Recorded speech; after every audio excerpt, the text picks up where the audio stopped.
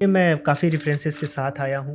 जो ब्रह्मसूत्र के भाष्य में उन्होंने माना है कि वेदों में अहिंसा एक मंत्र है, जानवरों की हत्या नहीं होनी चाहिए, लेकिन जो कर्म कांड है और जो यज्ञ में बलि है वो एक अपवाद है और वो कर्म कांड के रूप में करना चाहिए। वृक्षाम छित्त्वा पशून् हत्वा कृत्वा रुधिर कर्दमम यद्येवं गम्यते स्वर्गे नरके केन गम्यते। पेड़ों को काटकर, पशुओं को मारकर, लहू का कीचड़ बनाकर यदि ऐसे स्वर्ग में जाया जाता है तो नरक में कैसे जाया जाता है? हम कहते हैं अच्छा आदि शंकराचार्य ने लिखा है तो ठीक होगा, रामानुजाचार्य ने लिखा है तो ठीक होगा। प्राथमिक स्रोत ब्राह्मण ग्रंथ हैं। शतपथ ब्राह्मण के खंड 3 के अध्याय 3 में जानवरों को मारने की बात की गई है। ये तो ब्राह्मण ग्रंथ से ही मिल रहा है। पशु हत्या होती ही थी, नहीं होती तो महाभारत में निंदा क्यों होती? पहले देवताओं ने पुरुष को ही पशु बनाकर यज्ञ किया, तब क्या हुआ? यज्ञ का जो तत्व है वह पुरुष से निकल गया और कहाँ गया? अश्व में गया। देवताओं ने जब अश्व का आलंबन किया तो उसके आलंबन करने पर वहां से भी मेध निकल गया और मेध वह कहाँ गया? गो में प्रवेश किया। वृष का आलंबन किया देवताओं ने, वहां से भी मेध निकल गया, वह मेध कहाँ गया? अवि में। फिर भेड़े का आलंबन किया देवताओं ने, वहां से मेध निकल गया और मेध गया अज में। और फिर अज का आलंबन किया, वहां से भी मेध निकल गया और वह मेध पृथ्वी में प्रविष्ट हुआ। इतना प्रभाव पांचों पशुओं के आलंबन में, उतना ही प्रभावशाली क्या है? पुरोडाश। मेरे पास एक प्रमाण है जहाँ पर ह्यूमन स्कल और एनिमल बोन्स यज्ञ वेदी में मिले हैं। वेदी निर्माण में 5 पशु शीर्षों का प्रयोग होता है। 5 पशु कौन से हैं? पुरुष, अश्व, गो, अवि और अज। किसी ने 5 शीर्ष से वेदी बनाई ही क्यों? जो यजमान था वही अपना ही प्राण का वियोग करता था। वहां पे 4 पुरुष पशु के रूप में बांधे जाते, ब्राह्मण, क्षत्रिय, वैश्य और शूद्र। अश्व के साथ जो राजा है, उसकी जो चीफ क्वीन है, उसके जननांग को उनके साथ संयुक्त किया जाता है, ऐसा विवरण मिलता है जी। ऐसे यदि आप वाल्मीकि रामायण में भी जाएंगे तो जब दशरथ जी ने अश्वमेध यज्ञ किया था तो उसमें भी कौशल्या जी मृत अश्व के साथ एक रात रही।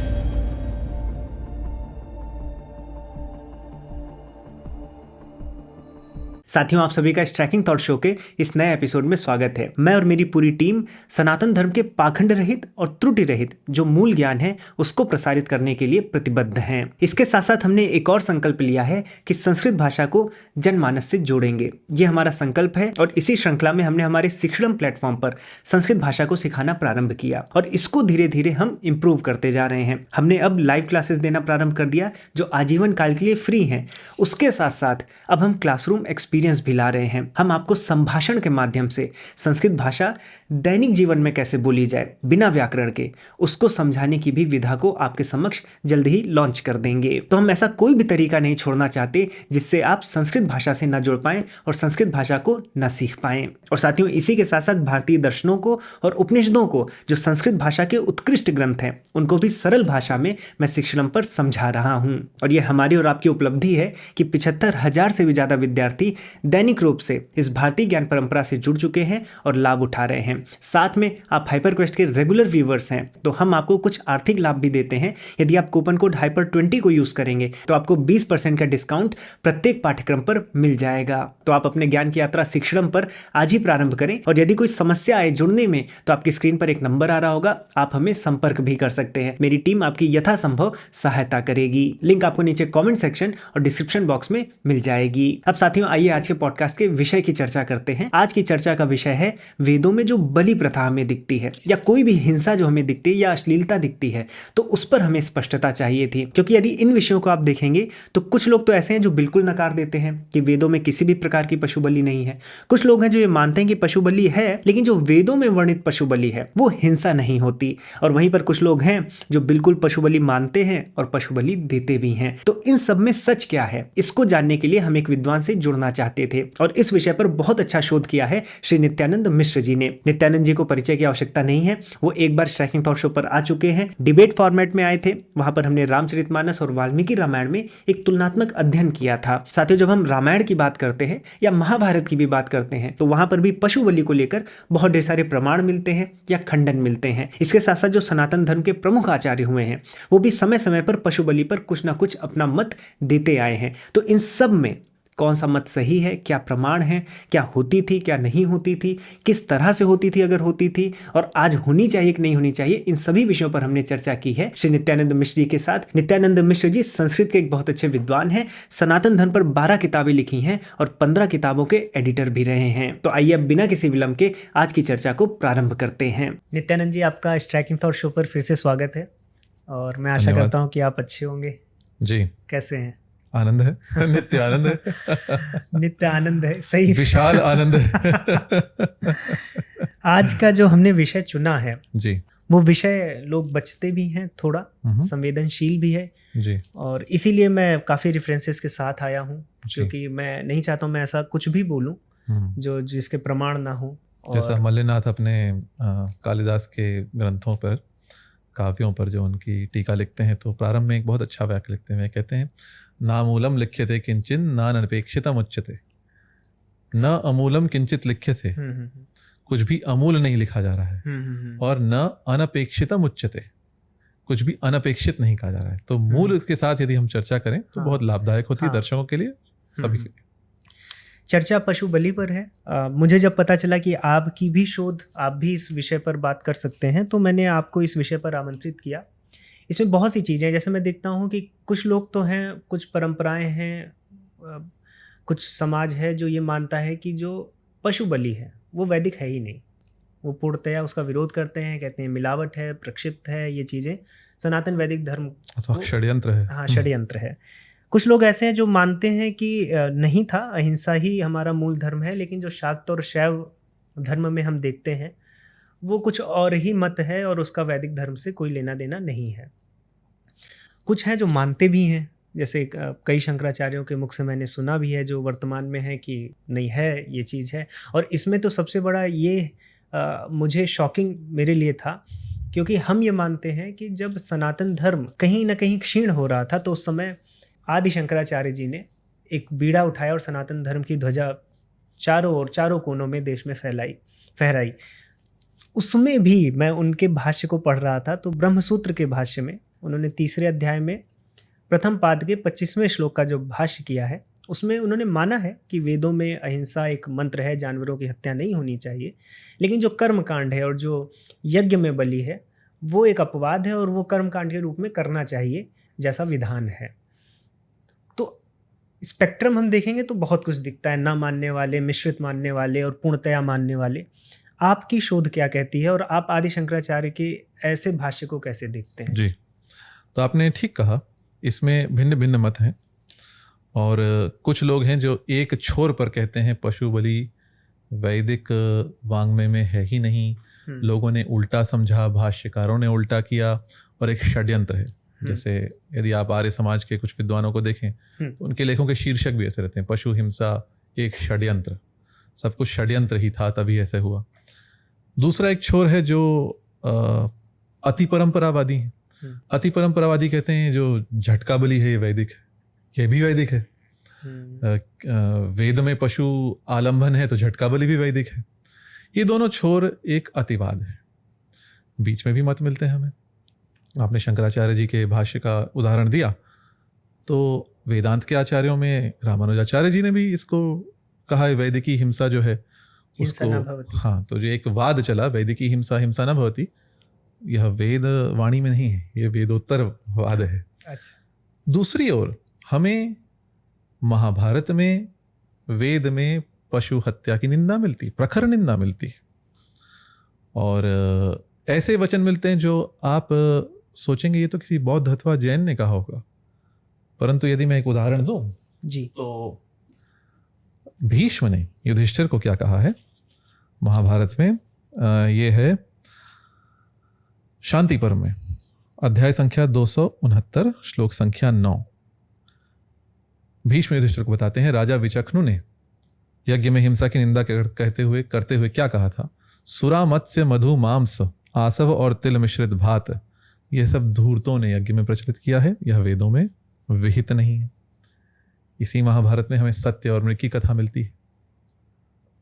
पंचतंत्र में प्रखर निंदा मिलती है। पंचतंत्र में यद्यपि तीक्ष्णदंश नामक बिलाव के मुख से कहलवाया गया जो साधु स्वभाव का नहीं है, परंतु एक बहुत मार्मिक श्लोक वहां मिलता है, वृक्षाम छित्वा पशून हत्वा कृत्वा रुधिर कर्दमम यद्येवं गम्यते स्वर्गे नरके केन गम्यते।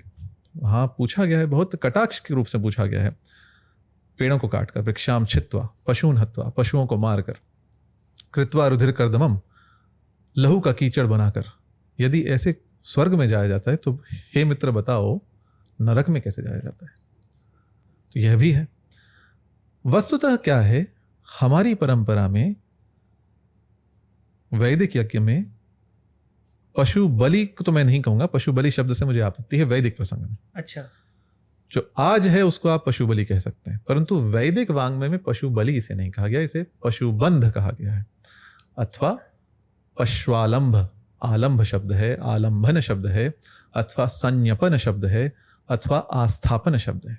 वैदिक शब्द ये हैं, इसलिए पशुबंध मैं कहना ठीक समझता हूं। वैदिक संदर्भ में पशुबंध बलि जैसा शब्द नहीं आता है। बलि शब्द आता है, पर अच्छा। बलि का वहां अर्थ दूसरा है। जैसे यदि आप गोपथ ब्राह्मण देखें, और यही 3 प्रकार के वैदिक यज्ञ भारत में होते थे, और तीनों में 7-7 भेद गिनाए गए हैं। इसीलिए ऋग्वेद में भी यज्ञ को त्रिवृत कहा गया है। त्रिवृत और सप्त तंतु, अर्थात 3 प्रकार का और 7 तंतुओं वाला। अच्छा, 3 भेद क्या हैं? ये हैं पाक यज्ञ, हविर यज्ञ और सोम यज्ञ अथवा सोमयाग। पाक यज्ञ गृहस्थ के लिए, अच्छा, हविर यज्ञ जिसमें हवि है, और सोमयाग जो सोम से संबद्ध है। ये हवि और सोम बता दीजिए। हवि अर्थात जो भी अर्पित किया जाए अग्नि को, हाँ। और सोम जिसमें सोमलता का प्रयोग होता था। अच्छा, बहुत से लोग कहते हैं सोमलता भी रूपक है, परंतु मैं ऐसा नहीं मानता, क्योंकि सोमलता एक थी, सच में थी। इसको अवेस्तन में भी होम कहा गया है। सोम सुरा नहीं था। अच्छा, सोम सुरा से भिन्न थी। सोमलता का जो रस था वो सुरा नहीं। जो गोपथ ब्राह्मण में 1.5.23 में यज्ञों की चर्चा है, उसमें पाक यज्ञ में एक बलिहरण है, परंतु वहां बलि का अर्थ है देना। बलिहरण अर्थात कुछ अर्पित करना। अच्छा, वहां आलंभ अथवा संज्ञपन अर्थ नहीं है। वहां स्पष्ट है कि उस बलि का अर्थ, हाँ, वो बलिहरण कहा गया है, तो उस वहां बलि का अर्थ हत्या नहीं है, बलि का अर्थ प्राण का वियोग नहीं है किसी जीव का। तो वो जो 7 पाक यज्ञ हैं, सायं होम, प्रातः होम, स्थाली पाक, बलिहरण, पितृयज्ञ, अष्टक और पशु, ये 7 पाक यज्ञ हैं। इसी प्रकार 7 हविर यज्ञ हैं। वो क्या है? अग्न्याधेय, अग्निहोत्र, पौर्णमासी, अमावास्या, नवेष्टि जिसे आग्रहण भी कहते हैं, चातुर्मास्य और पशुबंध। तो पशुबंध नाम है वहां पे एक हविर यज्ञ का, जिसको गौतम धर्म सूत्र में निरूढ़ पशुबंध कहा गया है। निरूढ़ पशुबंध, ठीक है। और सोम यज्ञ जो है वो सोम जिसमें है, तो अग्निष्टोम, अत्यग्निष्टोम, उक्त्य, षोडशी, वाजपेय, अतिरात्र और अप्तोर्याम। ये मोटा मोटा, इसमें भी भेद है, कहीं कहीं ब्राह्मण ग्रंथों में भी अलग वर्णन मिलता है। जैसे शतपथ ब्राह्मण में यदि आप सूची देखें तो कुछ भेद मिलता है, गौतम धर्म सूत्र में देखें तो कुछ अलग है, पर निरूढ़ पशुबंध अथवा पशुबंध कहा गया है, जो एक हविर यज्ञ के रूप में स्वीकृत है। और पशुबंध अथवा आलंभन जो है वह सोमयाग के भाग के रूप में स्वीकृत है। जो सोमयज्ञ है उनमें एक क्रिया है, उनमें एक भाग है, जिसे हम पशुबंध कह सकते हैं, अथवा आलंबन कह सकते हैं, संज्ञपन कह सकते हैं, आस्थापन कह सकते हैं। तो जब भी हम वैदिक संदर्भ की बात करते हैं, हमें पशु बलि शब्द के प्रयोग से बचना चाहिए, क्योंकि हमारा जो पशु बलि, जो आज हम कहते हैं, आज की भाषा में बलि का बकरा अर्थात जिसको कहीं भी आपने खड़ा कर दिया किसी दोष सिर पर लेने के लिए, अथवा जैसे कहते हैं किसी को संकट में डाल दिया, अथवा किसी को किस सर पे ठीकरा फोड़ दिया, तो बलि का बकरा। तो बलि, बकरे की बलि अर्थात मारना, यही अर्थ हम लेते हैं। परंतु बलि के अर्थ दूसरा है। वैदिक साहित्य में, वैदिक वाङ्मय में पशुबंध अथवा आलंबन, संज्ञपन और आस्थापन, इनका प्रयोग है। अच्छा। तो हमें, आपने शंकराचार्य जी की बात की, रामानुजाचार्य जी की बात है, आधुनिक टीकाकारों की बात है, हमने महाभारत की बात की, पंचतंत्र की बात की, परंतु यह मेरा दृढ़तम मत है, जब हम वैदिक यज्ञ की बात करते हैं तो ये सब गौण स्रोत हैं, ये सब गौण हैं प्रमाण हमारे लिए, क्योंकि ये समय का बहुत काल के पीछे हुए हैं। आदि शंकराचार्य का काल 8वीं शताब्दी है, 8वीं-9वीं शताब्दी है। सहस्रों वर्ष पहले वैदिक यज्ञ होते थे। इस काल में बहुत परिवर्तन हुए, तो उनका जो मत है वह सामान्य है, परंतु उसमें सब कुछ वैदिक काल के अनुसार है, ऐसी हम अपेक्षा हमें करनी भी नहीं चाहिए। कालांतर में बहुत कुछ हमारे संस्कृति में परिवर्तन हुआ है, बहुत मतांतर आए हैं।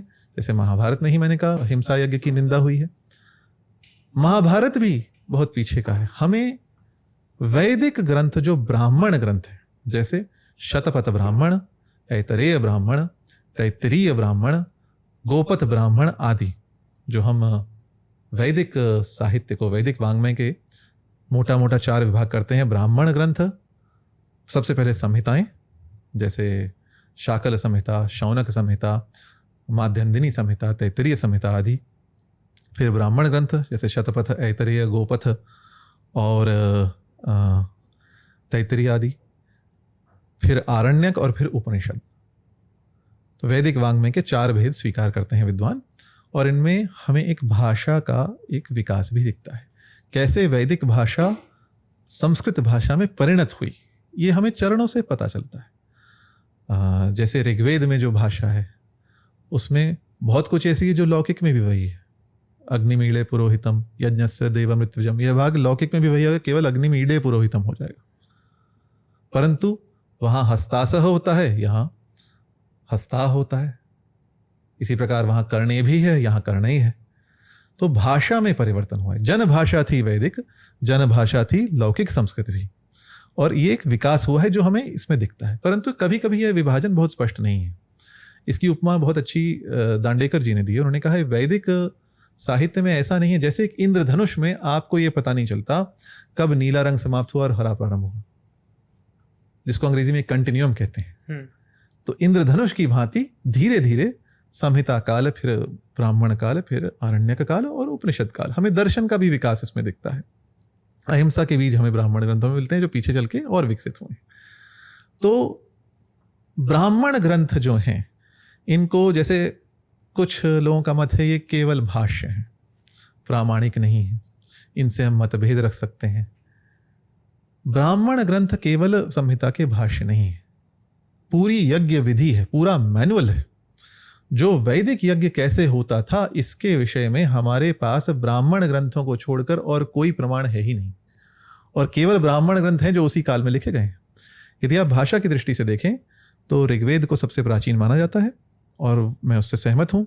ऋग्वेद में भी कुछ भाग जो गोत्र मंडल हैं, जिनको फैमिली बुक्स कहते हैं अंग्रेजी में, 2 से 7 मंडल जो हैं वो अपेक्षाकृत अधिक प्राचीन है, और शेष मंडल नवीन है। ये भाषा के विश्लेषण से भी हमें ज्ञात होता है। यदि आप जो वैदिक भाषा की विशेषता है और जो लौकिक भाषा की विशेषता है इनकी तुलना करें तो ऋग्वेद में जो प्रयोग हैं वो प्राचीन दिखते हैं, अथर्ववेद के प्रयोग अधिकतर नवीन है, ऋग्वेद के प्रयोग अधिकतर प्राचीन है। तो हमें पता चलता है अथर्ववेद का काल ऋग्वेद के काल से पीछे का है, ऋग्वेद प्राचीन है। यजुर्वेद और सामवेद ऋग्वेद की अपेक्षा नवीन है। सामवेद में तो अधिकतर मंत्र ऋग्वेद संहिता के ही हैं। यजुर्वेद की जो भाषा है और जो शतपथ ब्राह्मण, शुक्ल यजुर्वेद में यदि आप माध्यन्दिनी संहिता देखें और शतपथ ब्राह्मण की भाषा है, बहुत निकट है, लगभग एक जैसी ही है। तो ब्राह्मण ग्रंथों का काल कुछ कुछ संहिता काल के समकालीन है, मतलब वो प्राइमरी। जी हाँ, तो वही प्राथमिक, क्योंकि संहिताओं में यज्ञ की विधि नहीं है, संहिताओं में मंत्र हैं। जैसे ऋग्वेद में स्तुति के मंत्र हैं, यजुर्वेद में जो भी वैदिक यज्ञ होते थे उनमें प्रयुक्त होने वाले मंत्र हैं, उसमें ऋग्वेद के मंत्रों का ही प्रयोग होता है। सामवेद में तो ऋग्वेद के मंत्रों को ही अलग अलग प्रकार से, जो सहस्त्र वर्तमा सामवेद कहा गया है, एक सहस्त्र गान के प्रकार अथवा एक सहस्त्र संहिताएं, मेरा मत है एक सहस्त्र गान के प्रकार। यहां तो सब मंत्र ही हैं। कैसे इन मंत्रों से यज्ञ किए जाते थे, यह प्रक्रिया केवल ब्राह्मण ग्रंथों में है, और इन मंत्रों के अर्थ क्या है। तो ब्राह्मण ग्रंथ केवल संहिताओं के भाष्य नहीं है, उनमें बहुत सारी निरुक्तियों का विचार है। जैसे गोपथ ब्राह्मण आप देखें तो ओम के विषय में कितनी निरुक्तियां हैं। इसी प्रकार कथानक हैं, इतिहास हैं, कुछ इतिहास तो हमें ऋग्वेद में मिलता है, जैसे दाशराज युद्ध है। ब्राह्मण ग्रंथों में कथाएं, इतिहास, निरुक्तियां, निर्वचन, यज्ञ विधि जो बहुत महत्वपूर्ण भाग है, और संहिता के मंत्रों का भाष्य अथवा व्याख्यान, यह सब है। ब्राह्मण ग्रंथों के प्रति भारतीय विद्वानों ने भी बहुत, कुछ विद्वानों ने तो किया है कार्य, पर आजकल हम कहते हैं वैदिक की हिंसा की बात, ब्राह्मण ग्रंथों की चर्चा इतनी नहीं होती। हम कहते हैं अच्छा आदि शंकराचार्य ने लिखा है तो ठीक होगा, अथवा रामानुजाचार्य ने लिखा है तो ठीक होगा, अथवा ऐसा कहा गया, अथवा महाभारत। प्राथमिक स्रोत ब्राह्मण ग्रंथ हैं, जिनको कभी कभी पश्चिम ने भी इनकी अनदेखी की है। ब्राह्मण ग्रंथों में बहुत कुछ है, और इसीलिए आज उससे बहुत अधिकतर लोग प्रचलित पश्चिमी जगत में भी सहमत नहीं है। ब्राह्मण ग्रंथ हमारे एकमात्र स्रोत हैं जो हमें बताते हैं वैदिक काल में, जब वैदिक भाषा बोली जाती थी, जब वैदिक भाषा जन भाषा थी, जब वैदिक यज्ञ होते थे, तब कैसे होते थे। और इसमें भी हमें परिवर्तन दिखता है। जैसे शतपथ ब्राह्मण में एक उदाहरण है, वहां कहा गया हविष्कृत, जो हविर बनाने का कार्य, हविष बनाने का कार्य होता है। हविष्कृत पहले यजमान की पत्नी होती थी, पर अब कोई और होता है। तो वहां भी यज्ञों की में जो विधियां थी उनमें परिवर्तन की भी हमें बात पता चलती है।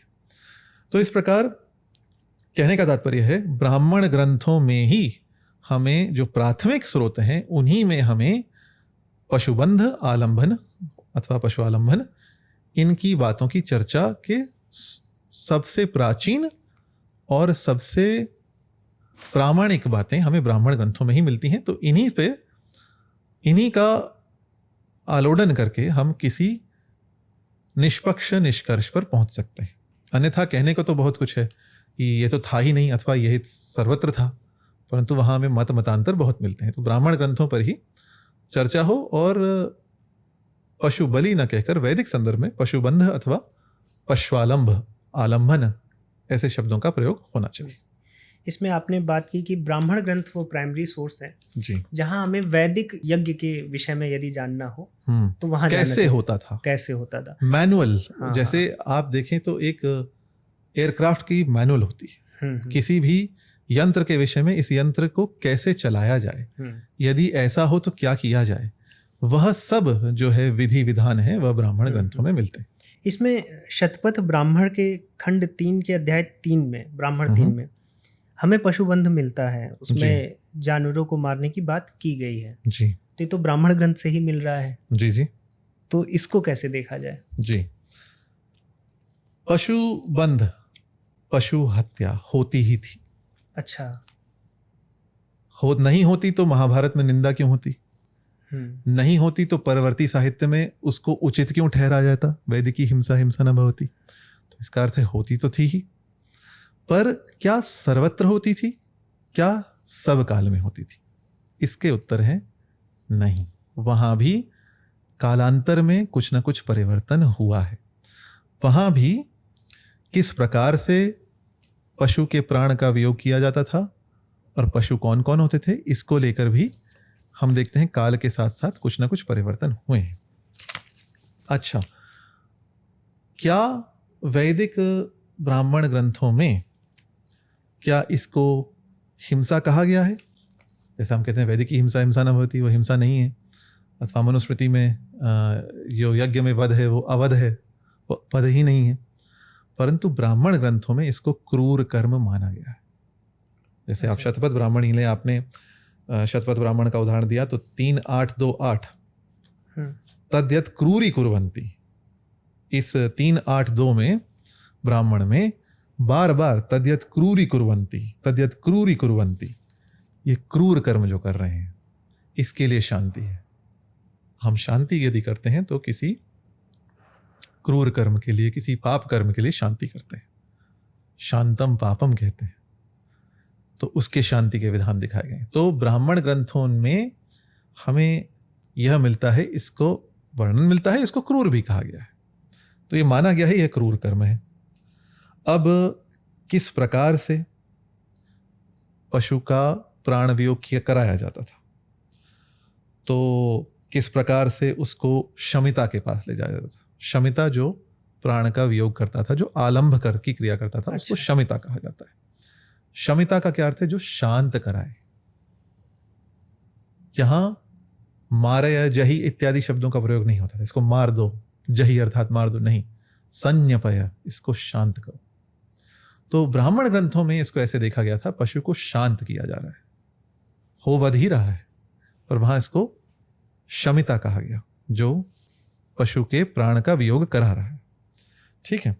अब इसमें एक और बात यह आती है, जब पशु को संज्ञापन के लिए ले जाया जाता था तो फिर लोग जो वहाँ जो होता उद्गाता ध्वर्युवादी जो याजक हैं, वे पशु की हत्या अथवा पशु के वध को देखते भी नहीं थे। वे तब उस समय आवहनीय अग्नि की ओर देखते थे।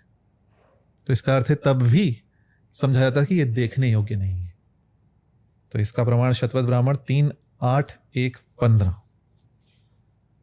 तो नेदस्य संज्ञप्यमानस्याध्यक्षा असाम हम ये जो संज्ञप्यमान पशु है, जिसका संज्ञापन किया जा रहा है, इसके हम अध्यक्ष न हो, इसको सामने से न देखें, ये ऐसा विचार कर जो उस यज्ञ के कर्ता हैं वे आवहनीय अग्नि को देखते, पशु को मारे जाते हुए नहीं देखते। फिर किस प्रकार से मारा जाता था, तो वहां पर एक बहुत आवश्यक बात आती है। जैसे आजकल हम कहते हैं झटका बलि है, ये वैदिक नहीं, ऐसे वैदिक तो नहीं है, इसका कोई वैदिक संदर्भ ऐसा है ही नहीं। शतपथ ब्राह्मण में जो पशुबंध है उसमें किस प्रकार पशु को मारा जाता था उसकी चर्चा है। तो उसमें क्या कहा गया है, तस्य न कूटेन प्रघ्नन्ति मानुषम ही तन्नो एव पश्चात कर्णम पितृदेवत्यम ही तत्। न तो कूट पे प्रहार करके मारा जाता है, कूट अर्थात यह भाग, कूटस्य चैतन्य शब्द आता है, तो सिर पर प्रहार करके नहीं मारा जाता पशु, और न ही पश्चात कर्णम, कान के पीछे कोई प्रहार करके नहीं मारा। बहुत आवश्यक बात है। इसीलिए जो गला काट कर जो बलि है वो वैदिक नहीं है, उसको वैदिक नहीं मान सकते। शतपथ ब्राह्मण में कहा गया पश्चात कर्णम भी नहीं है, वह पितृदेवत्य है। तो फिर क्या, गृह्य वैव मुखम तमयंती वेशकम वा कुर्वन्ति, पशु को पकड़कर उसका मुख अवरुद्ध किया जाता है, अर्थात श्वास रोकी जाती है। तो जिसको कहते हैं गला घोट के अथवा श्वास अवरुद्ध करके, जिसे सफोकेशन कहा जाए, वैसे पशु का वध होता था, अथवा कोई पाश के द्वारा। तो जो पशुवध है वह शस्त्र से नहीं। शतपथ ब्राह्मण के जो पशु बंध है उसके अनुसार 3, 8, 1, 15। और फिर आगे फिर से कहा है, जब करते हैं तो तन्नाह जही मारे एति मानुषम, कहते हैं जही मारे, जही का क्या अर्थ है संस्कृत में, मारो, मारे का भी अर्थ है मारो। तो जही मारे का नहीं प्रयोग होना चाहिए, ये तो मानुष वाणी, यह वैदिक यज्ञ है। इसमें क्या, संज्ञपय अन्वगन, संज्ञपय अर्थात इसको शांत करो, शांत किया जाए, यह भेद है। और फिर उसमें तद्यत क्रूरी कुर्वन्ति यदा स्थापयन्ति, 3, 8, 2, 11 शतपथ ब्राह्मण, जो उसको क्रूर कर्म करते हैं, जो आस्थापन करते हैं अथवा मारते हैं, तो फिर शांति वाचन होता है। तो इस प्रकार से होता है। और यह प्रकार था, किस प्रकार से शतपथ ब्राह्मण के अनुसार पशु का वध होता था। और पशु क्या है यह भी रोचक है। पशु भी 5 प्रकार के गिनाए गए। अच्छा जी। तो इस संबंध में एक कैसे ऐतिहासिक परिवर्तन हुआ यह भी हमें दृष्टिगोचर होता है। पशु कौन से हैं, तो ऐतरेय ब्राह्मण में और शतपथ ब्राह्मण में एक कथा आती है, बहुत रोचक कथा है, और यह एक प्रकार से हमें इतिहास ही बता रही है। कथा यह है, सबसे पहले देवताओं ने पुरुष का आलंबन किया, अर्थात पुरुष को पशु बनाकर। अच्छा जी।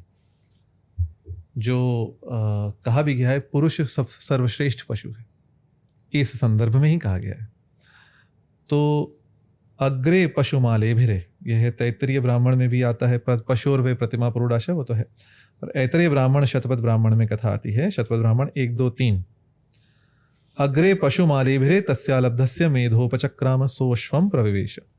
पहले पुरुषम हवे देवा अग्रे पुरुषमाले भिरे, पहले देवताओं ने पुरुष को ही पशु बनाकर यज्ञ किया, पुरुष को ही पशु बनाकर आलंबन किया।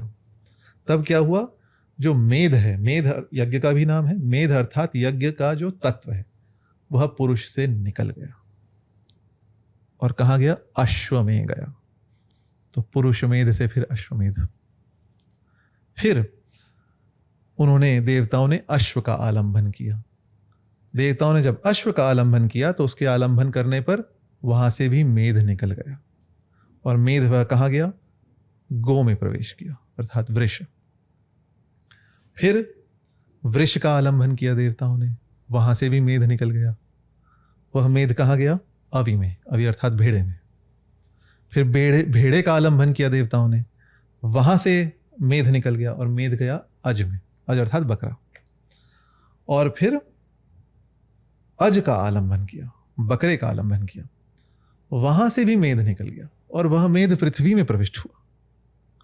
पृथ्वी में प्रविष्ट होकर व्रीहि और यव में गया। व्रीहि अर्थात धान और यव अर्थात जौ। तो हम जो पुरोडाश की बात करते हैं, पूरा इतिहास कथा के माध्यम से शतपथ ब्राह्मण, ऐतरेय ब्राह्मण में कहा गया है। फिर आगे बहुत रोचक बात है, वो कहते हैं इसीलिए इनको खोद कर निकाला जाता है, धान को और जौ को। अर्थात जब धान रोपा जाता है और जौ उगाया जाता है तो फिर इनको हम निकालते हैं, पृथ्वी से ही ये निकलते हैं, तो खोद कर इनको फिर हम बोते हैं, निकालते हैं। और फिर यह जब इससे हम आलंबन करते हैं तो सारे आलंब हो जाते हैं। तो वहां शतपथ ब्राह्मण 1, 2, 3, 7 यावद् वीर्यवद्ध आ वा अस्यैते सर्वे पशव आलब्धास्यो तावद् वीर्यवद्धास्य हविरेव भवति य एवमेतद् वेदात्रो सा संपद्यादाहु। तो कहा गया है कि जो जितना प्रभाव 5 पशुओं के आलंबन में था, पुरुषमेध, अश्वमेध, गोमेध, अविमेध और अजमेध, उतना ही वीर्यवत है, उतना ही प्रभावशाली क्या है, पुरोडाश अर्थात व्रीहि और यव से आलंबन करना। तो वैदिक काल में ही एक आलंबन की परंपरा का प्रारंभ हुआ और ये चलते चलते परिवर्तित हुई और फिर पुरोडाश अर्थात व्रीहि और यव, धान और जौ के माध्यम से उसको पशु की प्रतिमा मानकर आलंबन किया गया। तो इसका हमें उत्तर मिल जाता है, दोनों ही पक्ष हैं, पशु का आलंबन भी, पशुबंध भी, और पशु के प्रतीक के रूप में पुरोडाश का भी प्रयोग। और कहा गया है पुरोडाश में उतनी ही शक्ति है आलंबन पुरोडाश करने पर, व्रीहि और यव का आलंबन करने पर, अर्थात प्रतीकात्मक पशुवध करने पर भी सभी 5 प्रकार के पशुओं के आलंबन का प्रभाव होता है। तो हमने ये देखा किस प्रकार ब्राह्मण ग्रंथों में पूरा इतिहास इस कथानक के माध्यम से समझा दिया गया है और इससे हमें दोनों पक्ष मिल जाते हैं कि पशुबंध भी परंपरा थी और पशुबंध की निंदा अथवा उसके स्थान पर किसी अन्य पदार्थ के प्रयोग भी हमारी परंपरा थी। तो नित्यानंद जी, आपने जिस प्रकार बताया कि हमें अगर वैदिक यज्ञ के विषय में, उनकी विधियों के विषय में जानना है तो ब्राह्मण ग्रंथों की तरफ प्राथमिक प्रमाण वही है, प्राचीनतम प्रमाण वही है और उन्हीं से शेष सब इतर है, गौण है, हाँ, अर्वाचीन है। तो उन्हीं पर सर्वाधिक विश्वास और सर्वाधिक चर्चा उन्हीं पर होनी चाहिए, वैदिक यज्ञ के संदर्भ में होनी चाहिए। इसमें अभी आपने जैसे कथा बताई जिसमें आपने बताया कि पुरुष मेध था जी, फिर जब एक पुरुष की बलि तो नहीं बोलना चाहिए, आलंबन किया गया, तो मेध फिर ऐसे ट्रांसफर होता में गया, फिर गो में, फिर अवि में, फिर अज में, फिर व्रीहि और यव में। साथियों, मैं आशा करता हूँ कि ये पॉडकास्ट आप सभी को बहुत ज्ञानवर्धक लग रहा होगा। हम इसी प्रकार से सनातन धर्म के जितने भी क्लिष्ट विषय हैं उनको स्पष्टता से आप तक पहुंचा रहे हैं। हमारा उद्देश्य है कि हाइपरक्वेस्ट भविष्य में ऐसा प्लेटफॉर्म बने जहां सनातन धर्म और आध्यात्म से संबंधित सभी प्रश्नों के उत्तर सबको मिल सकें। आप भी हाइपरक्वेस्ट से जुड़कर इस उद्देश्य के जन सहभागी बन सकते हैं। हमारा एक मेंबरशिप प्रोग्राम है जिसमें आप 59 रुपए प्रति माह की धनराशि से आप मेंबरशिप ज्वाइन कर सकते हैं। हम हमारे मेंबर्स को हमारे जितने भी आगामी पॉडकास्ट हैं उनका अर्ली एक्सेस देते हैं। साथ में जो भी मेंबर्स हैं, आगामी जितने भी गेस्ट आएंगे, यदि आपके कोई प्रश्न है तो मैं आपके बिहाफ पर उनसे पूछूंगा। साथ में यदि कमेंट में आप कोई प्रश्न करते हैं या कुछ भी पूछते हैं तो उनका प्रायोरिटी में रिप्लाई दिया जाता है। और जो पीछे की पूरी प्रक्रिया है, हम किस प्रकार से कार्य कर रहे हैं, हमारे नए प्रोजेक्ट्स क्या है, जो कुछ भी पर्दे के पीछे होता है वो भी हम आपसे शेयर करते हैं। तो यदि आप सहयोग करेंगे, सहभागी बनेंगे तो हमारी टीम भी आर्थिक रूप से मजबूत होगी और जो आपकी मेहनत से कमाई हुई धनराशि है उसके बदले में हम कुछ विशेष लाभ आपको पहुंचा पाएंगे। तो मैं आप सभी से सहयोग की अपेक्षा रखता हूं। अब आइए पशु बलि को लेकर जो भी प्रश्न हैं, कुछ मेंबर्स ने भी पूछे हैं, उनके उत्तरों को जानते हैं। अब ये कथा है कि सच में ऐसा हुआ था, क्योंकि क्या है कि मेरे पास एक प्रमाण है जहां पर पुरुष की बलि हुई है और आजकल तो कई ऐसे न्यूज़ आर्टिकल भी मिल जाते हैं, कहीं ना कहीं किसी ट्राइब में या कहीं पुरुष बलि के भी प्रमाण मिल जाते हैं। लेकिन वो तो छोड़िए, वो कितने सही है नहीं। लेकिन इसमें एक पुस्तक है the archaeology of early historic South Asia, ये फ्रैंक रेमंड जी इसके ऑथर हैं ji. The emergence of cities and states करके इनका वर्क है। हम्म, इसमें इन्होंने बताया है कि ह्यूमन स्कल और एनिमल बोन्स यज्ञ वेदी में मिले हैं। हम्म, तो अभी तक तो हम एनिमल पर ही थे, हम्म, और आपने जैसे कथा में भी बताया, तो ये उचित समय था कि मैं आपसे पूछूं कि पुरुष पुरुष मेध अथवा- भी होता था क्या? जी, पुरुष आलम्भ। तो इसका उत्तर है हाँ भी नहीं भी। हम्म इसमें भी हमें मत की भिन्नता मिलती है। कुछ उदाहरण मैं प्रस्तुत करूंगा जिनसे हमें प्रतीत होता है पुरुष मेध होता था, और कुछ उदाहरण ऐसे भी मिलते हैं जिनसे हमें प्रतीत होता है वास्तविक आलंबन पुरुष का नहीं होता था, जिससे कुछ लोग ये मानते हैं पशु का भी नहीं होता था। परंतु पशु के लिए तो स्पष्ट कहा है उसको किस प्रकार से उसका आलंबन किया जाए, तो वहां तो इतना संदेह नहीं। पर पुरुष के आलंबन के विषय में ब्राह्मण ग्रंथों में किस प्रकार पुरुष को मारा जाए वैसा इतना चर्चा नहीं मिलती। हो सकता है कहीं हो, मेरे संज्ञान में नहीं। अग्नि चयन एक होता था पहले। तो अग्नि चयन में शतपथ ब्राह्मण के अनुसार 62137 5 पशु शीर्षों का प्रयोग होता था। 5 अग्नि चयन में जो वेदी निर्माण में। अच्छा, वेदी निर्माण। हाँ, तो तद्धैके इत्येवैतानि पशु शीर्षाणि। तो यहाँ 5 जो शीर्ष हैं पशु शीर्ष, और 5 पशु कौन से हैं? पुरुष, अश्व, गो, अवि और अज। इनका वेदी निर्माण में प्रयोग होता था। परंतु यह भी कहा गया है जो ऐसा करते हैं वो जीवित होकर मृत हो जाते हैं, ऐसा भी कहा है। ते ही मर्त्या कुणपास भवन्ति, ऐसा भी कहा गया है। और यह भी कहा गया है इसके आगे, कुछ लोग सोने के सिर बनाकर प्रयोग करते हैं। तो शतपथ ब्राह्मण 62138 हिरणमयान्याहु हैके कुर्वन्ति। कुछ लोग कहते हैं एके कुर्वन्ति, कुछ लोग करते हैं सोने के शीर्ष बनाकर करते हैं। तो अर्थात प्रतीक के रूप में, पशु शीर्ष के प्रतीक के रूप में सोने के सिर बनाए जाते थे। और कहीं कहीं मृन्मयान्याहु हैके कुर्वन्ति, मिट्टी के। तो यहां बहुत स्पष्ट नहीं है। एक ही अध्याय में, एक ही ब्राह्मण में 62137, 62138, 62129, यद्यपि शतपथ ब्राह्मण का मत है पशु के शीर्षों से ही होना चाहिए, परंतु वहां मतांतर उन्होंने प्रस्तुत किया है। सोने का प्रयोग हो सकता है, सोने के बनाए हुए सिर। सोने के बनाए हुए सिर तो कोई बहुत बड़ा शासक अथवा राजा ही कर सकता होगा, अथवा मिट्टी के बनाए हुए सिर प्रतीक के रूप में। तो यदि पुरातत्व शोध में ऐसा मिला है मनुष्य के सिर अथवा पशु की हड्डी, तो संभव है ऐसा होता हो। उसकी दृढ़तम प्रमाण तो नहीं, परंतु एक उसका संकेत तो हमें ब्राह्मण ग्रंथ में मिलता है। शतपथ ब्राह्मण 621 में हमें मिलता है। अच्छा, अब यहां यह भी कहा गया है जो 5 हैं, शतपथ ब्राह्मण ने कहा है कि नहीं, इन 5 का करना चाहिए, परंतु सबसे पहले प्रजापति ने ऐसा किया था, और सबसे अंत ये किया था, सबसे अंत में शापर्ण सायकायन ने किया था। तो इसका अर्थ है जिस समय शतपथ ब्राह्मण में यह वचन कहा गया, उस समय इन 5 शीर्षों, वास्तविक शीर्षों का प्रयोग उस समय नहीं होता था। तभी एक नाम बताया गया कि इस यजमान ने सबसे अंत में किया था। प्रजापति प्रथम आलेभे शापर्ण सायकायनो अंतमोथ।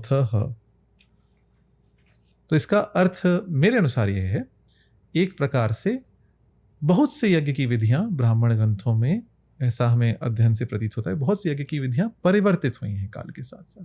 जैसे हविष्कृत का हमने उदाहरण दिया, तो यह विधि भी परिवर्तित हुई काल के साथ। हो सकता है किसी काल में वास्तविक शीर्षों का, 5 पशु शीर्षों का प्रयोग हुआ होगा, कभी हुआ होगा, परंतु शतपथ ब्राह्मण के इस वचन के काल में वह तब तक नहीं होता था। और यह भी कहा गया है शापर्ण सायकायन अंतिम थे जिन्होंने 5 पशुओं के शीर्षों का प्रयोग किया था। तो यह पहला उदाहरण। दूसरी एक कथा आती है मनु और मनावी की, यह भी शतपथ ब्राह्मण में आती है। अब यह कथा है, इसलिए हुआ था नहीं हुआ था इस पर विवाद हो सकता है, इस पर असहमति हो सकती है, पर कथा क्या है यह जानने योग्य है। तो यह थी शतवत ब्राह्मण 114 14 15 16 17। तो वहां क्या है, कहा गया है मनु के पास एक ऋषभ था, ऋषभ अर्थात वृष, सांड। तो उसमें असुरग्नि वाक प्रविष्ट हो गई, ऐसी वाणी प्रविष्ट हो गई जो असुरों को मार सकती थी। अब ये तो प्रतीक ही है कि वृषभ में एक असुरों को मारने वाली वाक अर्थात असुर का नाश करने में सक्षम मंत्र वृषभ में प्रविष्ट हुआ। और फिर वह वृषभ जब स्वर करता तो असुर मर जाते, राक्षस मर जाते। तो फिर असुरों ने सोचा कि यह वृषभ हमें मार रहा है अपनी वाणी से, तो क्या किया जाए, इसको हम मार देते हैं। तो 2 किलात और आकुली ये असुरों के पुरोहित थे। किलात और आकुली ने जाकर मनु से कहा, उन्होंने कहा मनु तो श्रद्धादेव हैं, श्रद्धा बहुत रखते हैं, तो जाकर मनु से कहा तुम यजन करो।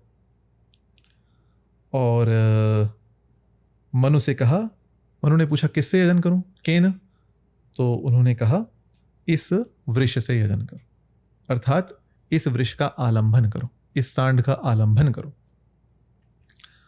और फिर जब उसका आलंबन हुआ तो वो असुरग्नि वाक, असुरों को मारने वाली वाक वाणी उस वृक्ष से निकलकर मनु की पत्नी मनावी में चली गई। मनु की पत्नी का नाम है मनावी। अब यहां भी वही कुछ वैसी ही कथा है, जैसे ही आलंबन किया तो यज्ञ का तत्व वहां से निकल गया, दूसरी जगह चला गया, दूसरे स्थान पे चला गया, और अंत में व्रीहि और यव में गया। वैसे ही कुछ वैसा ही। तो फिर मनावी में सा मनोरेव जायाम मनावी प्रविवेश 114 16। और फिर असुर राक्षस तब भी मरते रहे। तो फिर उन्होंने कहा कि अब तो हम और मर रहे हैं, क्योंकि मनुष्य तो अधिक बोलता है। तो फिर किलात और आकुली ने कहा श्रद्धादेव है मनु, तो चलिए। और मनु से कहा हम आपके लिए यजन करेंगे। तो मनु ने कहा किससे? तो उन्होंने कहा तुम्हारी पत्नी से। तो मनु ने कहा ठीक है। और फिर मनावी का आलंबन हुआ। अच्छा, हाँ, तो यह कथा आती है शतवत ब्राह्मण है 114 16 114 17। तो फिर जब हुआ तब जो असुरग्नि वाक थी, असुरों को मारने वाला जो मंत्र कह लें, वाणी कह लें, वह यज्ञ में ही प्रविष्ट हो गई और यज्ञ पात्रों में प्रविष्ट हो गई, और वहां से असुर इसको निकाल नहीं पाए। तो यहां एक दूसरा कथा के माध्यम से संदर्भ आता है, परंतु ये मुझे लगता है प्रतीक है। ये वास्तव में मनावी का आलंबन नहीं हुआ था, परंतु एक प्रतीक है जिसमें एक माध्यम से बताया गया है। वही थोड़ा क्रम विपरीत कह समझ सकते हैं हम, पहले वृक्ष का आलंबन, फिर मनुष्य का आलंबन, और फिर अब अग्नि में ही वो असुरग्नि वाक है, इसलिए आलंबन मतलब यज्ञ आदि करेंगे तो असुर मरेंगे। हाँ जी। ये इसमें वही मैं आपसे एक चीज़ ये भी पूछना चाह रहा हूँ कि हम चर्चा तो बहुत कर रहे हैं कि पशु बलि सही है, पशु बंध था या नहीं था, प्रमाणों पर बात कर रहे हैं, लेकिन प्रारंभ ही क्यों हुआ? किसी ने 5 शीर्ष से वेदी बनाई ही क्यों? या फिर यज्ञ की प्रक्रिया प्रारंभ ही क्यों हुई? और बलि किसी ने, मैं कह रहा हूँ, 1 ने दी हो, 2 ने दी हो, 10 ने दी हो, बाद में उसको बंद किया गया हो, या प्रतीकों में हमने, जैसे आपने बताया कि यव और व्रीहि का हमने उपयोग में लाया पुरोडाश के माध्यम से, लेकिन प्रारंभ ही क्यों हुआ होगा? इसकी मेटाफिजिक्स पे कुछ आप का है? इस पर मेरा यद्यपि बहुत अध्ययन तो नहीं है, परंतु जो मेरे विचार हैं वह मैं प्रकट कर सकता हूँ। संहिता काल में केवल मंत्र थे। संहिता काल से जब ब्राह्मण काल विकसित हुआ तो यज्ञ विधियां विकसित हुई। जब यज्ञ विधियां विकसित हुई तो बड़े बड़े यज्ञ होने लगे। जब बड़े बड़े यज्ञ हुए तो आजकल जैसे बहुत बड़ा कोई आयोजन होता है तो उसमें कुछ कुछ लोक प्रथाओं का समावेश हो जाता है। तो कुछ मेरा ये विचार है, हो सकता है मेरा विचार समीचीन न हो सकता है मुझे लोग इसके लिए, हो सकता है मेरा खंडन भी हो, तो उसका स्वागत है। मेरा विचार है यह कहीं वेदेतर समाज से यह वैदिक यज्ञ में प्रविष्ट हुई है प्रथा। कई प्रथाएं, ऐसा कई लोगों का मानना है। लोगों का मानना है अश्वमेध में जो प्रथा है, अश्वमेध भी एक, वैसे तो प्रजनन विधि लोग बोलते हैं, फर्टिलिटी राइट, परंतु यह एक विजयोत्सव भी है, जैसा अनेक राजाओं ने अश्वमेध विजय के पश्चात किया है। उसको लेकर। तो उसमें भी जो अश्वमेध में जो होता है उसको भी बहुत विद्वानों का मानना है यह किसी लोक परंपरा से वैदिक परंपरा में यह प्रविष्ट हुआ। तो ऐसा हो सकता है, परंतु उसके पीछे जो भाव था वो यह था, कुछ भी हम त्याग करें तो हमें एक तो त्याग और दूसरा उससे देवता हमें कुछ और देंगे। जो भगवत गीता में भी कहा गया, इष्टान भोगान ही वो देवा, इष्टान भोगान ही वो देवा दास्यन्ते यज्ञ भाविता। तो यज्ञ में जो भावित सम्मानित देवता हैं वो आपको इष्ट भोग की प्राप्ति कराते हैं।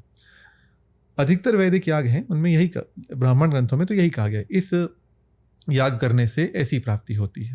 हो सकता है यश की प्राप्ति हो, अथवा किसी और धन की प्राप्ति हो, अथवा स्वर्ग की प्राप्ति हो। स्वर्ग काम पशुना यदि, तो कहा ही गया है। परंतु इसके साथ साथ एक त्याग भी है। जब भी हम आहुति देते हैं तो इदम इंद्राय इदम न मम, यह इंद्र के लिए, यह मेरा नहीं है। तो किसी भी द्रव्य की अथवा किसी भी अन्य पदार्थ की जब हम उसकी आहुति दे रहे हैं तो हम उससे अपना ममत्व हटा रहे हैं।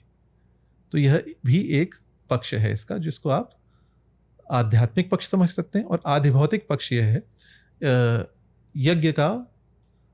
यज्ञ में भावित देवता हमें अपना हमारे इष्ट भोग देते हैं, जैसा सनातनी विश्वास है, जैसा वैदिक विश्वास था।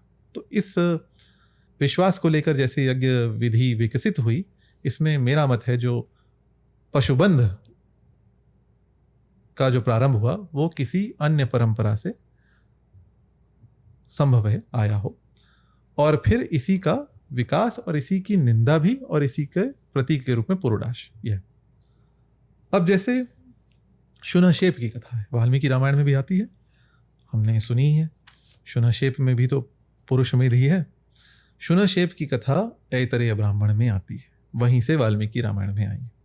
शुनशेप की कथा रोचक है। हरिश्चंद्र के कोई पुत्र नहीं था, तो हरिश्चंद्र को वरुण के प्रसाद से पुत्र प्राप्त हुआ जिसका नाम रोहित रखा गया। परंतु हरिश्चंद्र ने वचन दिया था, मैं पुत्र से यजन करूंगा, अर्थात पुत्र मेध मैं करूंगा। तो जब पुत्र हो गया तो वरुण ने कहा अब इससे यजन करो, इसको पशु बनाकर यज्ञ करो। तो हरिश्चंद्र कुछ ना कुछ कह के कि अभी तो ये छोटा है, अभी तो इसके दांत नहीं आए, तो दोबारा दांत नहीं आए, अभी तो बड़ा नहीं हुआ है, ऐसा कह के टालते रहे। फिर जब समय आया तो रोहित अपने घर से चले गए, और फिर वो बहुत सुंदर इसमें उपदेश आता, चराइवेति जो वैदिक घोष है, तो उसमें इंद्र इच्चरतः सखा सूर्यस्य पश्य श्रेयमाणम योन तंद्रयते चरन। और यहाँ भी एक बात आती, कलेशयानो भवति संजिहानस्तु द्वापरः उत्तिष्ठम श्रेता भवति कृतम संपद्यते चरन चराइवेति।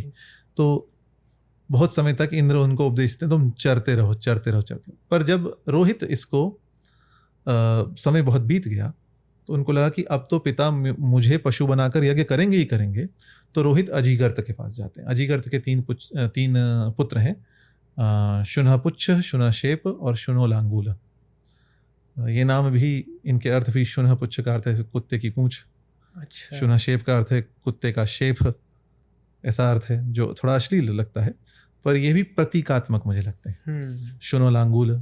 तो फिर अजीगर्त ने कहा शुनशेप को ले जाओ। शुनशेप को रोहित के स्थान पर शुनशेप के बंध का, शुनशेप के आलंबन का निर्णय हो। और फिर शुनशेप ने देवताओं की स्तुति की, उषा देवी की स्तुति की, और उसका आलंबन नहीं हुआ, उसको देवताओं ने वहां मुक्त कर दिया। यही वाल्मीकि रामायण में कथा है, कुछ कुछ भेद के साथ। तो इससे हमें क्या प्रतीत होता है, एक निष्क्रयण का जो कई लोगों का मानना है, जो मेध था वह अलग अलग पशुओं का, वह निष्क्रयण का एक भाग है। सर्वप्रथम पुरुष मेध हुआ जो ऐतरेय ब्राह्मण और शतपथ ब्राह्मण की कथा में जिसका संकेत है। सबसे पहले पुरुष मेध था, फिर अश्वमेध, फिर गोमेध, पुरुष बंध कह ले, अश्वबंध, गोबंध, आलंबन कह ले, फिर अवि, फिर अज, और फिर पुरोडाश, व्रीहि और यवन। तो यहाँ सर्वप्रथम जो था वह पुरुष मेध ही ऐसा लगता है। उसमें श्रद्धा के अतिरेक में अथवा विश्वास के अतिरेक में जो यजमान था वही अपने को ही, अपना ही प्राण का वियोग करता था, अपना ही आलंबन करवाता था। कहीं कहीं यह प्रथा प्रारंभ हुई होगी। फिर उसके प्रतीक के रूप में, उसके निष्क्रय के रूप में फिर किसी पशु से, और पशु के भी निष्क्रय के रूप में किसी व्रीहि और यव से।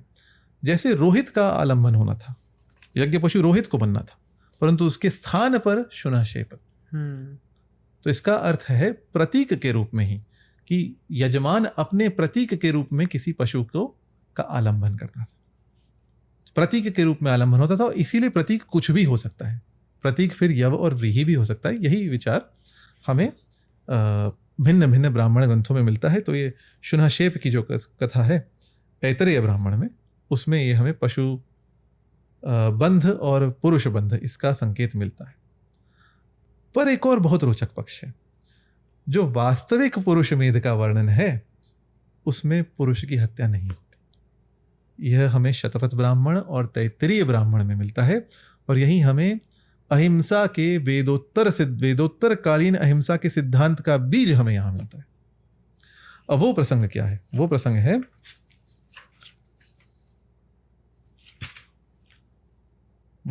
है पुरुष मेध का प्रतीकात्मक पुरुष की प्रतीकात्मक हत्या। शतपथ ब्राह्मण 13:6-2-1 और इसी के आगे 13:6-2-10। 13:6-2-10 में क्या है? वहां जो पुरुष मेध का वर्णन है, वहां पे 4 पुरुष पशु के रूप में बांधे जाते थे। 4 पुरुष कौन? ब्राह्मण, क्षत्रिय, वैश्य और शूद्र, चारों वर्णों से एक एक पुरुष। और वहां जो शतपथ ब्राह्मण 13:6-2-10 में कहा गया है, ब्राह्मण को ब्रह्म के लिए अर्पित करता हूं, अर्थात ब्राह्मण को ब्रह्म के लिए आलम्बन करता हूं। क्षत्रिय राजन्य को अर्थात क्षत्रिय को क्षत्र के लिए, वैश्य को मरुतों के लिए और शूद्र को तपस के लिए। तो ये कहा जाता था कि हम, जैसे बहुत वैदिक मंत्रों में, यजुर्वेद में भी कई मंत्र आते हैं जिसमें अनेक प्रकार के पुरुषों को, इस पुरुष को मैं इस देवता के लिए, इस पुरुष को मैं इस तत्व के लिए अर्पित कर रहा हूं। तो ऐसा लगता है कि वहां बहुत सारे पुरुषों का एक साथ आलंबन किया जा रहा है, परंतु होता था क्या? तो यहां शतपथ ब्राह्मण में बहुत रोचक बात आती है। फिर उसके पश्चात जो अग्नि लेकर इनकी प्रदक्षिणा की जाती है और फिर इनको छोड़ दिया जाता है। तो शतपथ ब्राह्मण में पूरा प्रक्रिया है कि कैसे घी की आहुति दी जाए, फिर कुछ और दी जाए, फिर कुछ और, फिर पुरुष सूक्त का वाचन हो। यह सब होने के पश्चात फिर क्या? तत्पर्यग्निकृताः पशवो बभूवुर असंज्ञप्ताः कहा गया है। तो पर्यग्नि करके, अर्थात अग्नि चारों ओर इनसे ले जाकर ब्राह्मण को बांध दिया, क्षत्रिय को बांध दिया, वैश्य को बांध दिया, शूद्र को बांध दिया। फिर यह भी कह दिया ब्राह्मण को ब्रह्म के लिए अर्पित कर रहा हूं, क्षत्रिय को राजन्य को क्षत्र के लिए, और वैश्य को मरुतों के लिए, शूद्र को तपस के लिए। फिर घी की आहुति दे दी। फिर इनके चारों ओर अग्नि लेकर प्रदक्षिणा भी कर दी गई, परंतु असंज्ञप्ताः, इनका संज्ञापन नहीं हुआ।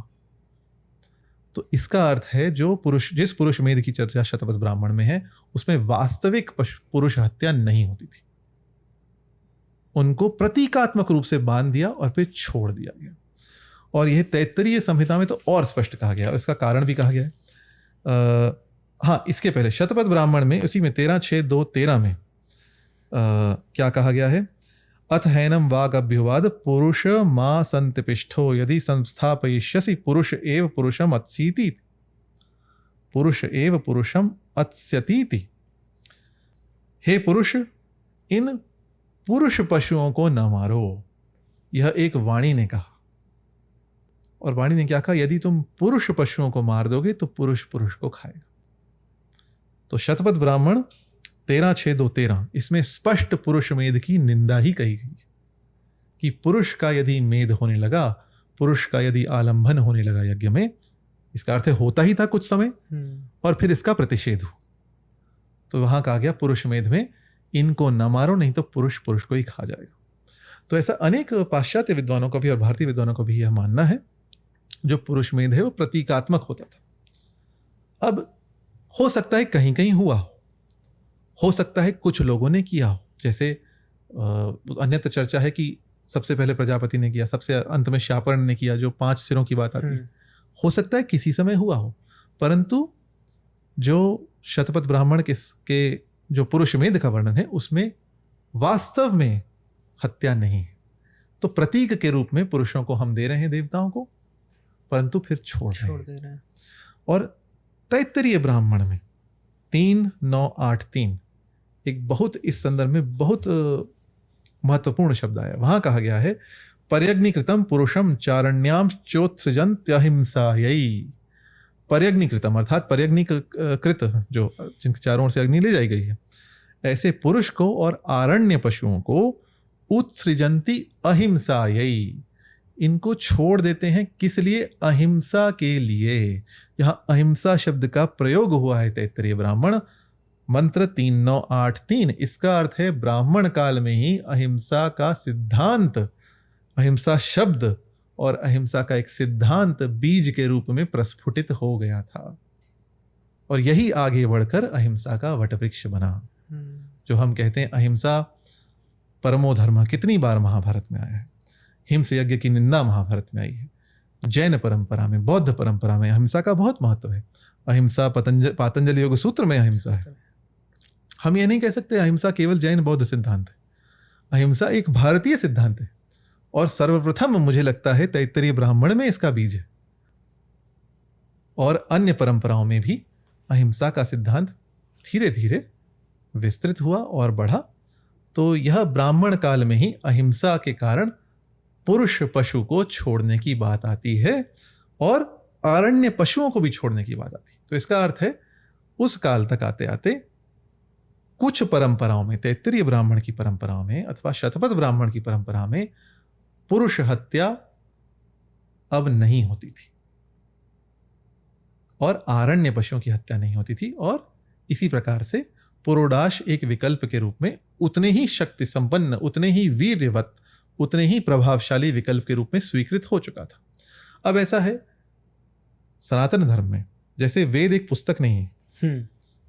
कई लोग कहते हैं जैसे सनातन धर्म की पुस्तक क्या है, जैसे इस्लाम में कुरान एक ग्रंथ है, पुस्तक है। ईसाई मत में बाइबल है, यहूदी मत में भी बाइबल का पुराना टेस्टामेंट है। क्या वेद एक पुस्तक है? नहीं, वेद तो आप कह लें एक पुस्तकालय के समान है, जिसमें अलग अलग संहिताएं हैं, अलग अलग ब्राह्मण हैं, अलग अलग आरण्यक हैं, उपनिषद हैं। तो इसी प्रकार वैदिक जो समाज भी था वो एक रस नहीं था। सब लोग एक जैसे याग करते थे ऐसा नहीं था। सब ऋषियों का भी मत एक नहीं था। ऋग्वेद में अनुक्रमणी में 400 ऋषियों की सूची है, सबका मत एक जैसा हो ऐसा तो संभव नहीं। तो शतपथ ब्राह्मण, तैत्तरीय ब्राह्मण में अहिंसा के लिए पशु को छोड़ दो, आरण्य पशुओं को भी छोड़ दो, पुरुषों को भी छोड़ दो। यह रहते हुए भी हो सकता है कहीं कहीं कुछ परंपराओं में यह चलता रहा, और यह चलता रहा हो, और इसका परवर्ती काल में यह चलता रहा। कुछ परंपराओं में निंदा होती रही, जैसे महाभारत में हुई।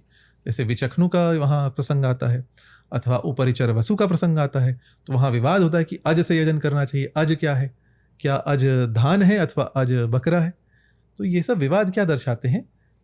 ब्राह्मण काल में जो एक अहिंसा विकसित हुई और पशुबंध को न करने की, वास्तव में पुरुष अथवा पशु को न मारने की जो परंपरा विकसित हुई, वो सर्वत्र समान रूप से नहीं फैली। कहीं कहीं चलती रही, कहीं कहीं क्षीण हो गई। और जो चलती रही उसका समर्थन में हमें फिर आगे आदि शंकराचार्य का भाष्य और मनुस्मृति में जो वचन आता है, रामानुजाचार्य का भाष्य, और वैदिकी हिंसा न भवति, यह सिद्धांत मिलते हैं। तो यह भी हमारी परंपरा है, और यज्ञ पशु के वध की निंदा भी हमारी परंपरा है। हम ये तो नहीं कह सकते महाभारत हमारी परंपरा नहीं है। तो दोनों पक्ष चलते रहे, और यही ब्राह्मण ग्रंथों का जो अहिंसा का जो सिद्धांत का बीज जो है तैत्तरीय ब्राह्मण में मिलता है। मुझे लगता है ये जैसे प्रथाएं विकसित होती हैं, बनती हैं, बिगड़ती हैं। क्या वैदिक काल में कुप्रथाएं नहीं थी? ऋग्वेद में अक्ष सूक्त आता है। अक्ष सूक्त ऐसे तो अक्ष की स्तुति है, जो पासे हैं जुआ खेलने वाले, पर उसमें वर्णन आता है व्यक्ति ने अपनी पत्नी को दांव पर लगाया, सब हार गया। अक्ष सूक्त है पूरा ऋग्वेद में। और वहां संदेश क्या है? अक्षयर्मा दिव्य कृषिमित कृषस्व। ऋषि ने कहा है पासों से न खेलो, कृषि करो। अर्थात दाव पर मत लगाओ, अपने भाग्य से न खेलो, अपने वस्तुओं से न खेलो, अपने पुत्र पत्नी इत्यादि से न खेलो, कृषि करो अर्थात परिश्रम करो।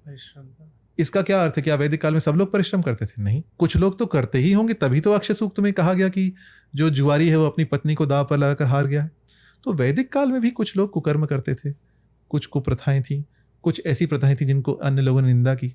तो इसी प्रकार जो पशुबंध है वह भी एक प्रथा थी। अब इसको कुप्रथा कहें सुप्रथा कहें ये तो आपके पक्ष पर निर्भर करता है। मेरे विचार से तो जब इसको क्रूर कर्म कहा ही गया है, जब पुरोडाश को इसके समान कहा ही गया, जब यह भी कहा गया कि इनसे मेद निकल चुका है इनसे, तो इसका अर्थ ब्राह्मण काल में ही अनेक विचारक और मत ऐसे थे जिनके अनुसार यह क्रूर कर्म था, जिनके अनुसार यह नहीं करना चाहिए। तो हमें इस संकोच नहीं होना चाहिए यह कहने में कि हाँ यह प्रथा थी परंतु यह उचित नहीं थी, इसीलिए इसके विकल्प के रूप में पुरोडाश आया जिसको उतना ही बलवान माना गया। इसीलिए कहा गया कि अब ये कोई नहीं करता, शापर्ण ने अंत में किया था, और इसीलिए इसी के आधार पर महाभारत में हिमश्रेयाग की निंदा और ये सब है। तो दोनों ही पक्ष हमारे हैं। वह पशुबंध की परंपरा भी हमारा पक्ष है, किसी विदेशी का नहीं, और पशुबंध की परंपरा की निंदा भी हमारा पक्ष है। और मेरा निजी पक्ष जो है वो पशुबंध की निंदा वाला। तो नित्यानंद जी, आपने जिस प्रकार से बताया कि कई ऐसे भी वृत्तांत हैं या एग्जाम्पल्स हैं जहाँ पर पुरुष को छोड़ दिया जाता है जी। और यहाँ तक कि अरण्य के जो पशु हैं उनको भी छोड़ने के लिए कहा गया, क्योंकि अहिंसा को मूल मंत्र देते हुए तैत्तिरीय ब्राह्मण में। इसमें मैं भी पढ़ रहा था तो मैंने ये भी पढ़ा है, बताइएगा सही है कि नहीं, या फिर आपको इसके विषय में संज्ञान है कि नहीं। कई विद्वान ये भी मानते हैं कि ये जो बात है छोड़ने वाली, ये बात थी, और इसको कई राजा इसलिए भी प्रयोग में लाते थे कि जैसे बहुत से लोग के जो पशु आदि हैं तो उनका अगर यज्ञ के समीप या फिर जैसे एक मेला टाइप का लगा और वो पशु वहाँ आते हैं और उनका मेडिकल ट्रीटमेंट टाइप का या चेकिंग हो गई कि क्या स्वस्थ हैं पशु कि नहीं, और फिर छोड़ दिए जाते थे। तो क्या ये सत्य है, ऐसा कोई प्रमाण है? इस विषय में मैंने अध्ययन तो नहीं किया, मेरे अध्ययन में ऐसी बात अद्यावधि नहीं आई है। हाँ। तो हो सकता है आगे कभी अध्ययन में आए तो, पर अभी तो मैं इसका उत्तर दे नहीं पाऊंगा। हाँ। लेकिन आपने जो बात की और जो मैंने कथा भी सुनी, पुरुषमेध के बाद अश्वमेध, और अश्वमेध एक ऐसा विषय है जिसको लेकर बहुत ज़्यादा बात विवाद होता रहता है। अश्वमेध का जैसे एक आपस्तम्भ श्रौत है, तो उसमें अश्वमेध के विषय में केवल इतना ही नहीं बताया गया है कि अश्व की मारा जाता था या बलि दी जाती थी, बल्कि आलम्बन किया जाता था, बल्कि अश्व के साथ जो राजा है, उसकी जो चीफ क्वीन है, उसके जननांग को उनके साथ संयुक्त किया जाता है, ऐसा विवरण मिलता है जी। ऐसे यदि आप वाल्मीकि रामायण में भी जाएंगे तो जब दशरथ जी ने अश्वमेध यज्ञ किया था तो उसमें भी कौशल्या जी मृत अश्व के साथ एक रात रुकी। हाँ, रुकी थी। तो इस पर आप चूंकि अब पशु बंध पर बात कर रहे हैं, आलम्बन पर बात कर रहे हैं, तो ये भी एक टॉपिक बहुत इंपॉर्टेंट हो जाता है कि अश्वमेध के विषय में क्या नॉलेज है, क्या शोध आपका कहता है? अश्वमेध में भी कई पक्ष हैं। अश्वमेध सर्वप्रथम कोई छोटा मोटा राजा नहीं करता था। कई लोग अश्वमेध को एक प्रजनन विधि का विकास मानते हैं। प्रजनन विधि अर्थात फर्टिलिटी राइट, प्रजनन प्रथा। परंतु जो गणेश उमाकांत थिटे हैं, उन्होंने अपने शोध प्रबंध में सैक्रिफाइस इन द ब्राह्मण टेक्स्ट, बहुत अच्छी उनकी पुस्तक है, पीएचडी थीसिस है उनकी उस पर, उन्होंने यह दिखाया है कैसे अश्वमेध एक विजय महोत्सव है। कोई राजा जब सम्राट बन जाता था, बहुत विजय प्राप्त कर लेता था, तब अश्वमेध करता था। अश्वमेध में बहुत अधिक धन का व्यय होता था और अश्व को घूमने के लिए छोड़ा जाता था। ये सब वर्णन हमें मिलते हैं। अश्व को घूमने के लिए छोड़ा जाता था। अश्व जहाँ जहाँ जाता था वहाँ वहाँ लोग देखते थे, सब करते थे। ब्रह्मोद्य होते थे। ब्रह्मोद्य में अर्थात वेद को लेके अथवा दो ब्राह्मण एक दूसरे से चर्चा कर रहे हैं। इसको आप कह लें शास्त्रार्थ कह लें, जो आधुनिक शास्त्रार्थ आधुनिक समय में होता है, वैसे पहले वैदिक काल में ब्रह्मोद्य कहा जाता था उसको। ये होते थे। एक कुत्ते का आलंबन किया जाता था। चतुरक्ष श्वान की बात आई है। श्वानम चतुरक्षम हत्वा, शतपथ ब्राह्मण 13:1-2-9। तो 4 आँखों वाले कुत्ते, और 4 आँखों से यहाँ जैसा मेरी समझ है, एक तो प्रतीकात्मक हो सकता है, अथवा कुछ कुत्तों की आंखों के ऊपर कुछ ऐसे धब्बे जैसे होते हैं जिससे दूसरी आंख प्रतीत होती है। तो ऐसे किसी कुत्ते को मारकर अश्व के पैर के नीचे रखा जाता था। और जो राजा की जो रानी के साथ जो अश्व के संपर्क की चर्चा है, वह मेरे मत से प्रतीकात्मक होता था। वह प्रतीकात्मक होता था, वास्तव में नहीं होता था। और मानने के कई कारण हैं, ऐसा कई विद्वान मानते हैं कि यह केवल एक प्रतीक के रूप में होता था।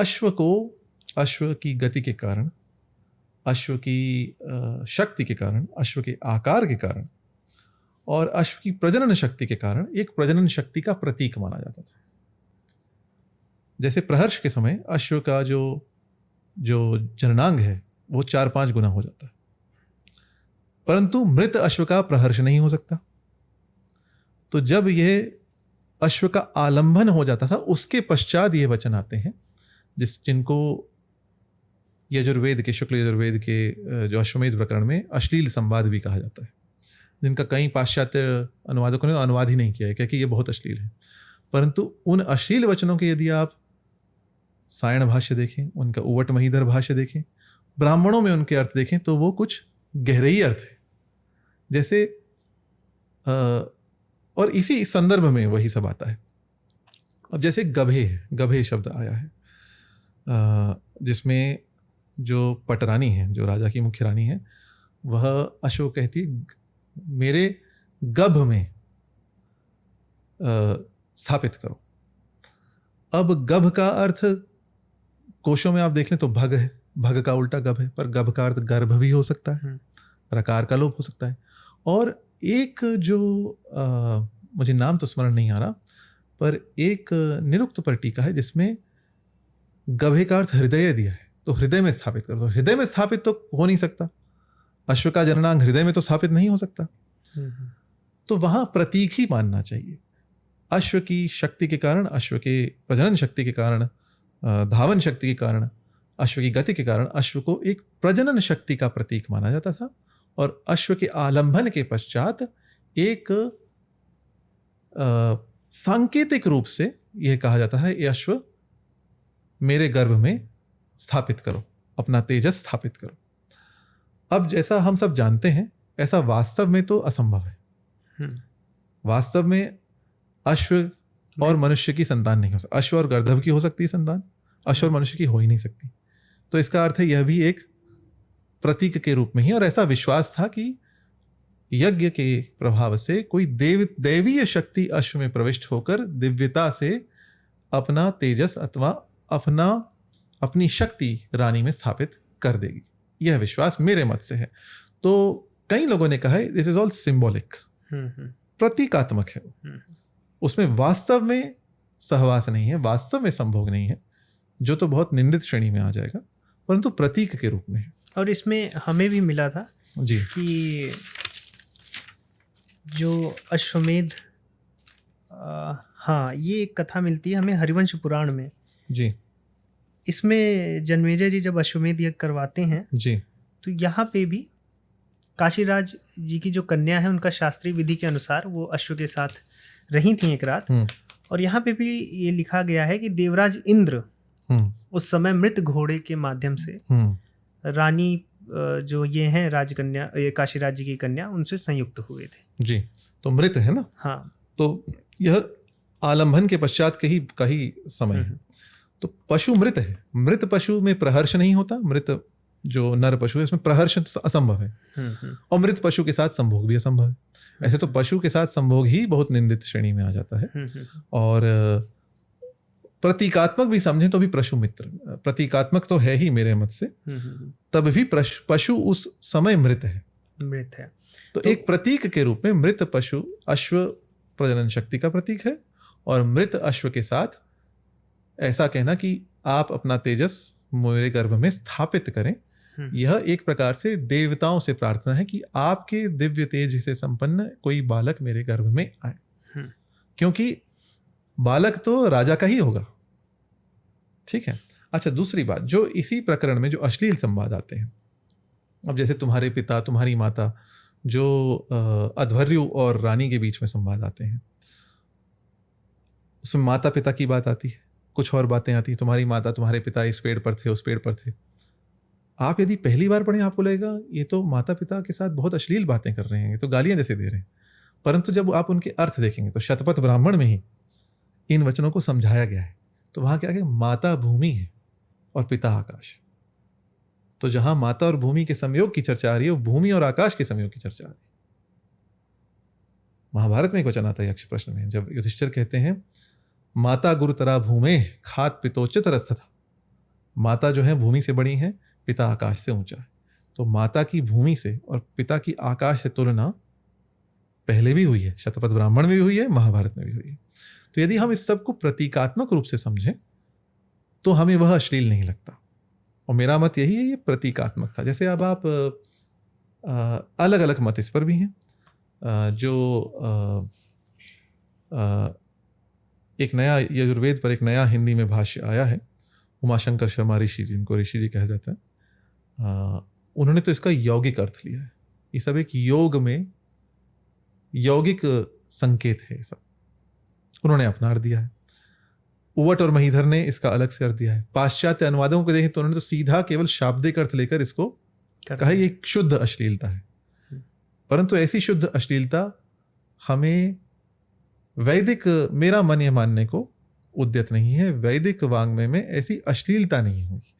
यदि अश्लीलता दिख रही है तो उसका कुछ गूढ़ार्थ है। यदि आप आर्य समाज को देखें तो वो तो अश्लीलता मानते ही नहीं, तो ब्राह्मण ग्रंथों को तो प्रमाण भी नहीं मानते, वो तो अश्लीलता मानते ही नहीं। कुछ टीकाकार हैं परंपरा के, वो अश्लील पक्ष भी मानते हैं और गहरा पक्ष भी मानते हैं। पर मैंने अनुसार यहाँ पर केवल एक सांकेतिक रूप से यह जो विधि है वह एक बहुत संपन्न राजा करता था, और उसमें कुछ ऐसे जो वचन बोले जाते थे वो भी सांकेतिक रूप में बोले जाते, यह मेरा मानना है। इसमें नित्यानंद जी बहुत हमने स्पष्ट रूप से बहुत से विषयों पर, पशु आलंबन में जितने भी विषय थे हमने बात की है। चर्चा हमारी प्रारंभ हुई पशु बलि से, जब मुझे पता चला कि इसको पशु आलंबन या पशुआलंबन, पशुबंध बोला जाए। उसके बाद हमने कई विषयों को छुआ और हमने जाना कि ब्राह्मण ग्रंथ वो सोर्स हैं जहाँ पर हमें इन विधियों के बारे में जानना चाहिए। उसके बाद कई आपने विधियाँ बताई, कई ऐसे एग्जाम्पल्स भी दिए जहाँ पर उसी काल में भी, उसी काल के अंतर्गत ये चीज़ें समाप्ति की ओर भी थी और उनके प्रतीकात्मक दूसरे जो पुरोडाश के रूप में वो आ गए थे। फिर चर्चा अश्वमेध की तरफ गई। अश्वमेध में भी बहुत से हमने चर्चा को कंप्लीट किया है। बात अब बेस्टियलिटी की तरफ आ गई है, वो मैं कभी आपको फिर से आमंत्रित करूंगा, क्योंकि इसमें जिस प्रकार से प्रतीकात्मक रूप से ये चीज़ हुई है इसमें, लेकिन हमें कई मंदिर भी ऐसे मिलते हैं जहाँ पर ये चीज़ें चित्रित हैं। अब समय तो इतना नहीं है इस पॉडकास्ट को, जो हमारा विषय था उस विषय को हमने यहाँ संपन्न किया है जी। पर एक मैं संक्षेप में कह देता हूँ, जो आपने भी एक कामशिल्प पर एक चलचित्र बनाया, मेरी प्रसारणी पर भी है, वहाँ भी मुझे बहुत कुछ तो प्रतीक ही लगता है, जो प्रजनन का प्रतीक है, जो काम पुरुषार्थ का प्रतीक है। जैसे एक बहुचर्चित शिल्प है जो खजुराहो के मंदिर में, जो आपने देखा होगा, जिसमें एक पुरुष को 3 स्त्रियों के साथ समागम करते हुए दिखाया गया। वह पुरुष शीर्षासन में, जो आप शिल्प अपने प्रसारणी पर अब दिखा दीजिएगा चित्र इसका, वह पुरुष शीर्षासन में है और 3 स्त्रियों के साथ एक साथ रतिकर्म में लग्न है। अब मुझे कोई ये बताए, शीर्षासन पे खड़ा होना कितना कठिन है। शीर्षासन में क्या कोई सामान्य व्यक्ति सोच भी सकता है इसका? शीर्षासन में ऐसा विचार आने पर ही वो धड़ाम से नीचे गिरेगा और कुछ ना कुछ अनिष्ट होगा। पर आप देखिए वहां चित्र दिखाए, शीर्षासन में पुरुष, अब वो अपनी 3 पत्नियों के साथ, अथवा कोई राजा हो तो 3 रानियों के साथ, ऐसा रतिकर्म में यदि लग्न है, तो यहां एक संदेश क्या जा रहा है? ये एक योगी को दर्शाया है, और योगी ही सर्वश्रेष्ठ भोगी होता है, क्योंकि योगी भोग में रहते हुए भी भोग से ऊपर रहता है। जो राजा जनक की बात आती है, जोग भोग मह राखे गोई, अपने योग को भोग में छिपा के रखा था।